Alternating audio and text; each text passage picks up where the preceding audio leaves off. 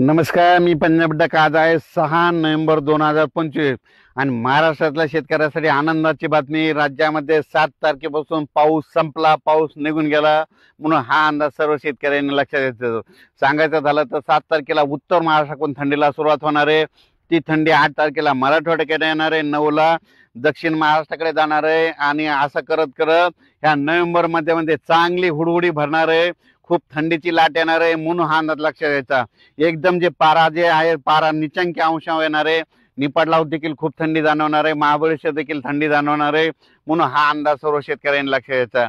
म्हणजे सांगायचं झालं तर पूर्व विदर्भ, पश्चिम विदर्भ, दक्षिण महाराष्ट्र, उत्तर महाराष्ट्र, कोकणपट्टी, खानदेश सगळीकडे मध्ये 7 तारखेच्या नंतर परत पाऊस येणार नाही. पाऊस निघून गेला, पाऊस विड्रॉल झाला, वरून राजा आता सुट्टीवर गेला, आता पाऊस येणार नाही, म्हणून हा अंदाज लक्षात घ्यायचा. म्हणजे पावसाळा संपला आहे, आता जाहीर झालंय. ज्यांना हरभरा पेरायचं तर त्यांनी पेरू शकता, गहू पेरायचं तर ते देखील पेरू शकता.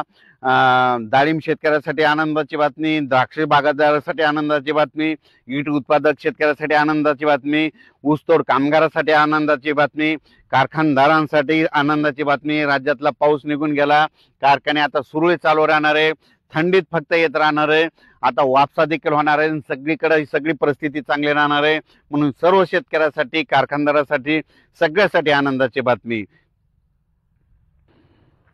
त्याच्यानंतर सांगायचं झालं तर ही थंडी कशी सुरुवात होणार आहे, म्हणजे उद्याच्याला 7 तारखेला म्हणजे नंदुरबार जिल्हा, धुळे जिल्हा, नाशिक जिल्हा, निपाड तालुका, निपाड तालुक्याला पारोळा, धुळे, त्याच्यानंतर जळगावहून इकडे नांदुरा, बुलढाणा घाटाच्या खाली, त्याच्यानंतर मलकापूर, अकोट, खामगाव, शेगाव, अचलपूर, दर्यापूर, मोर्शी, अमरावती, वर्धा, नागपूर, भंडारा उद्या त्याला चांगली थंडी येईल आणि वारं देखील सुटणार आहे, उत्तरेकडून वारं येणार आहे, म्हणून हे अंदाज लक्षात घ्या.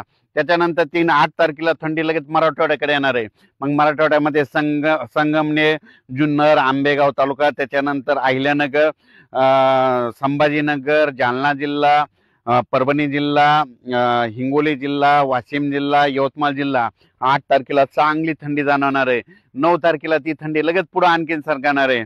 कोल्हापूर, सोलापूर, सांगली, सातारा, त्याच्यानंतर बार्शी तालुका, तुळजापूर तालुका, सोलापूर जिल्हा पूर्ण, त्याच्यानंतर लातूर जिल्हा पूर्ण, त्याच्यानंतर परभणी जिल्हा पूर्ण, नांदेड जिल्हा पूर्ण, त्याच्यानंतर आदिलाबाद, धर्माबाद, बिलोली ह्या पट्ट्यामध्ये असं करत करत यवतमाळ, चंद्रपूर पर्यंत ही थंडी जाणार आहे, म्हणजे 9 तारखेला. आणि त्याच्यानंतर 9च्या नंतर परत राज्यामध्ये तीव्र थंडीची लाट येणार आहे. राज्यातला थंडीचा पारा घसरणार आहे, राज्यामध्ये हुडहुडी भरणार आहे. सगळ्यांना 10 तारखेच्या नंतर सगळ्यांना देखील स्वेटर बाहेर काढावं लागते, म्हणून खास करून हे थंडीचा अंदाज लक्षात घ्यायचा. द्राक्ष बागायतदार शेतकऱ्यासाठी आनंदाची बातमी, कारखानदार लोकांसाठी आनंदाची बातमी, कारखान्याचे जे कामगार आहेत त्यांच्यासाठी आनंदाची बातमी, ऊसतोड कामगारासाठी आनंदाची बातमी, ईट उत्पादकासाठी आनंदाची बातमी, डाळिंब शेतकऱ्यासाठी आनंदाची बातमी, कांदे रोप टाकायचे तर त्यांना देखील टाकू शकता, त्यांच्यासाठी आनंदाची बातमी. म्हणजे सांगायचं झालं तर हा पाऊस संपला, विड्रॉल झाला, निघून गेला, म्हणून हे लक्षात घ्यायचं. राज्यात आता पाऊस काय येणार नाही, आता डायरेक्ट आता पुढच्या वर्षीलाच पाऊस येणार आहे, म्हणून हे देखील अंदाज लक्षात घ्यायचा. तसं तर अधूनमधून अवकाळी पाऊस येतील, त्याचा तर तुम्हाला अंदाज दिला जाईल, म्हणून हे लक्षात घ्यायचं.